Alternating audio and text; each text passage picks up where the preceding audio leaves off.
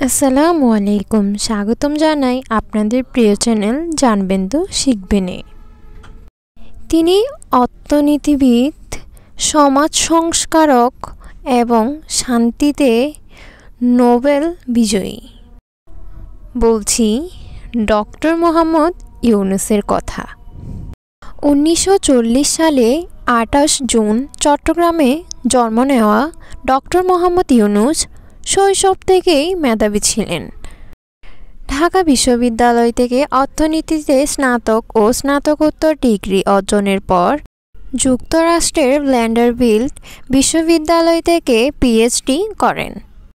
গ্রামীণ ব্যাংকের প্রতিষ্ঠা।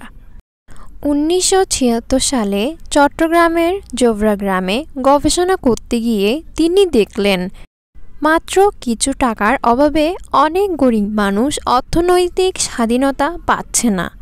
তখনই জন্ম নেয় ক্ষুদ্র ঋণের ধারণা। 1983 সালে তিনি প্রতিষ্ঠা করেন গ্রামীণ ব্যাংক, দরিদ্র জনগোষ্ঠীর জন্য এক বিপ্লবী উদ্যোগ। নোবেল পুরস্কারও স্বীকৃতি। ডক্টর ইউনূসের ক্ষুদ্র ঋণ মডেল শুধু বাংলাদেশেই নয়, সারা বিশ্বে ছড়িয়ে পড়ে। তার এই অসামান্য অবদানের জন্য 2006 সালে তিনি শান্তিতে নোবেল পুরস্কার লাভ করেন। এছাড়াও তিনি অসংখ্য আন্তর্জাতিক পুরস্কারে ভূষিত হয়েছেন। বর্তমান অবস্থাও প্রভাব। আজও ডক্টর ইউনূস সামাজিক ব্যবসা ও দারিদ্র্য বিমোচনে কাজ করেই যাচ্ছেন। তার উদ্যোগে লক্ষ লক্ষ মানুষের জীবন বদলে দিয়েছে।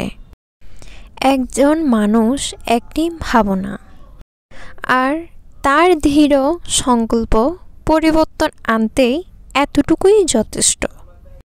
ডক্টর ইউনূস আমাদের শিখিয়েছেন সঠিক দৃষ্টিভঙ্গি থাকলে যে কোনো সমস্যার সমাধান সম্ভব। বন্ধুরা, ভিডিওটি এতটুকুই। আরও নতুন নতুন ভিডিও পেতে আমাদের চ্যানেলটি সাবস্ক্রাইব করুন এবং বন্ধুদের সাথে বেশি বেশি শেয়ার করুন। দেখা হচ্ছে পরের ভিডিওতে। এতক্ষণ সাথে থাকার জন্য সবাইকে অসংখ্য ধন্যবাদ। আসসালামু আলাইকুম।